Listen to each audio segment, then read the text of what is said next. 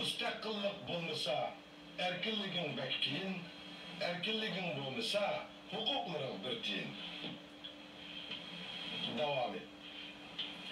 Amerika'nın tuncu bombardıman ayrıklanlarının bombası, Gürcük Dünya Suudi Merkezi binasını patlattı deb eyiplengen Al-Qaida lideri Bin Laden emas, belki Afganistan tağlarında mükünüp vatanimiz Şarkı Türkistan'ın müstakilliği üçün bir yürü şaramlık müstakillik küreşçilerini terbiyelatkan Hasan Mahsum başçılığındaki erkinlik küreşçilerini tamamen halak kıldı.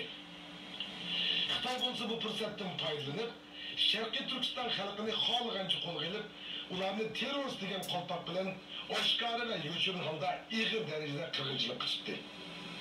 Xitoy to'polondan to'g'ash o'g'irlab, u yoqdan Amerikani qo'llab ovoz berib, bu yoqdan bizni qirdi. Bush administration bir mahal Iroqni ishg'ol qilish bilan oldirash bo'lib ketdi. Demak, har ikki taraf o'z maqsadiga yetdi. Lekin baxtga qarshi Amerikani o'zlarining eng yaqin do'sti, yordamchisi deb to'limi cho'ng biladigan, o'zlarining kelgusi istiqbolini belgilab beradi deb ishonadigan bichora Sharq Turkiston xalqi bu qitimki Xitoy Amerika o'yinining qurboniga aylandi. Uni aldigandagi Afg'onistondagi shu bombaning portlashidan qutulib qolgan bir qism Uyg'ur yigitlarini Amerika tutib akilib, xalqaro qonunlarga xilof holda Guantanamo turmasiga solab qo'ydi.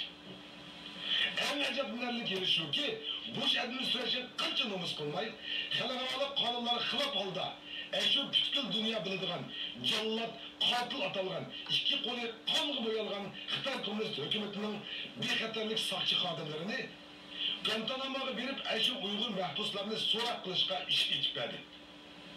Bu Bush administration uchun hech qancha ish emas edi. Chunki u boshdalar Iroqqa tunji qurolli hujum qilgan chig'idlar allaqachon xalqaro qonunlarga xiloflik qilib bo'lgan edi. Demak, Amerika hukumati jumladan Yevropa Birligiga a'zo davlatlar hozirgi bizdek bir kichik millatlarning mustaqilligi uchun jiddiy bir harakat qilishni xohlamaydi. Ularning qarashicha, bizga o'xshash millatlar Xitoyga o'xshash cho'ng bir millat bilan birlashib ketsa, bo'lsa Xitoy tinchlik bilan bir demokratiya sistem barpo qilib, Amerika ve Avrupa bilan tinch sanoat almashtirsa eng yaxshi bo'lgan bo'ladi. Demak, G'arbning Amerikaning bizga ko'rsatgan iltifoti mana shu. Ular o'z manfaatiga kelganda kuchlik uchun ojizlik ko'zir qiladi ekan. Balkim keyin Avrupa ve Amerika Xitoyni parchalashni rostdan zo'r deb qaragan chig'dilar. Ondan ular hozir o'zlari oshkora qo'llashdan bosh tortayotgan Sharqiy Turkiston surgindi hukumatiga o'xshash jahil mustabid kuchlarni izlab topdi ve onu yo'lab turg'izdi. Albatta, biz bu ishlarga ko'nak bir millat. Bu Amerika'nın tunchi o'yini emas. Ilgari Stalinmi bizni shunday o'ynatgan va oxirida Amerika bilan birlashib bizni Yalta yig'inida sotgan. Ama shuni eslatib o'tishimiz to'g'ri keladiki, Yevropa Birligiga a'zo davlatlar ve Amerika nima uchun bizning mustaqillik davorimizni oshkora qo'llashdan boshladi? Bunun cevabı to'liq oddiy.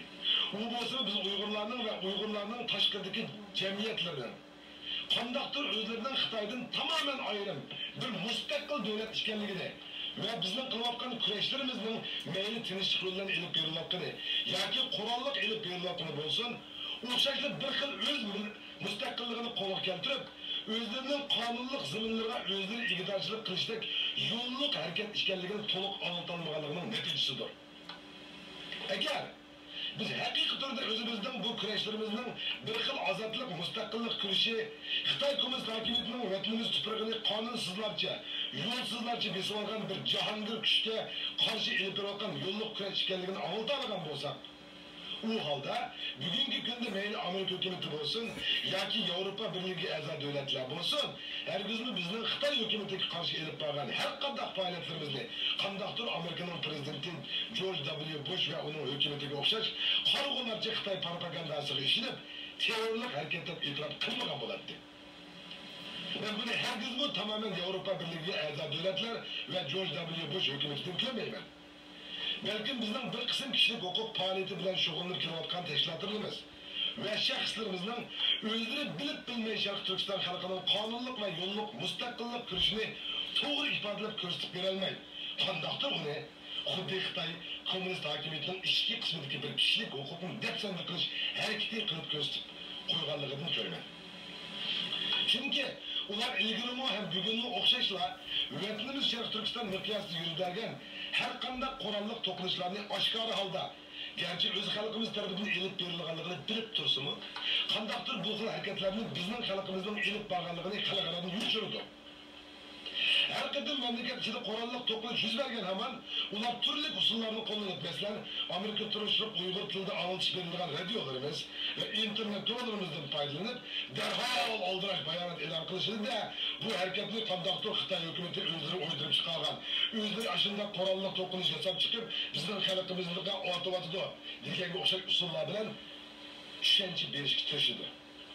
Xuddi o'z xalqi qurolliq kurash qilsa jinoyat o'tkazayotgandek, terrorlik harakati bilan shug'ullanayotgandek his qilishib, chin reallikni e'tirof qilishdan bosh tortishidir. Natijada bu qurolliq va kuchli to'qnashuvlarni izchil turda rad qilish orqali mana bugungidek o'zlarining yo'lliq harakatlarini boshqalarning tushunmay terrorlik harakati deb qarab kelishiga sababchi bo'lib qilishyapti.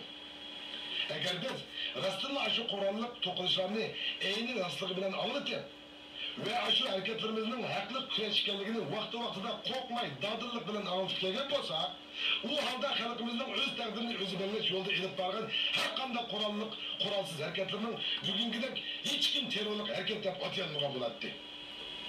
Çünkü bizde bir başka sınıf ve grup tarafından işgal kılıp besibilingan her kandak bir milletin öz müstakilliğini kolup keltiriş yolda meyli korallık bolsun, meyli kiliş yolundan olsun, meyli kandak şekil ve usul konuştan kettiği nezar mukaddes hukuklarını öz zeminini koldap kılış hukuku da.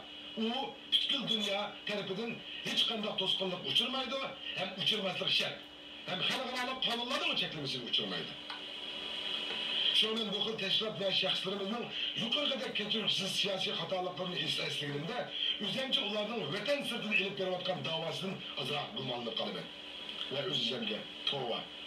Budanın bir kıl öz milletinin hukuklarını qoğdaş ve müstakilliğini eslik keltiriş yolda elip bargan ciddi faaliyetlerini halkalarını yoşurup kelişlerde Xitay bilan qattiq to'qnashishdan bosh tortib, qandaqdir bir xil shakli o'zgargan avtonomiya talab qilish tamozi bormidi deb o'ylab qolaman ba'zida.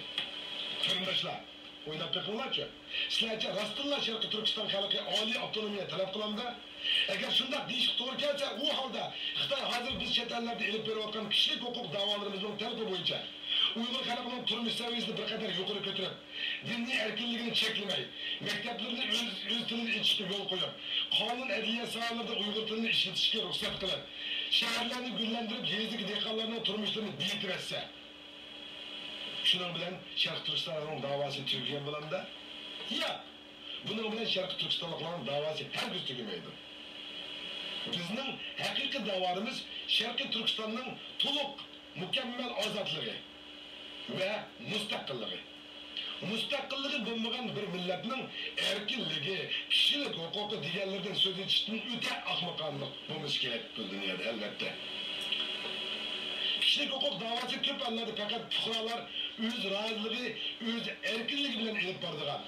Öz Türkiye'deki yani öz vatanındaki özleri yönep turguzgan hakimiyetinin öz hakimiyetini yürgüzüş jarayonida elip bargan bir kısım siyasetlerini, tüzümlerini, yoki qonunlardan ta'siri tufayli daxli tarzga uchrayotgan kishilik huquqlarini qo'g'dash yuzasidan qurgan jamiyatlar kishilik huquq jamiyati deb atalsa, elib borgan faoliyatlar kishilik huquqni qo'g'dash faoliyati deb ataladi.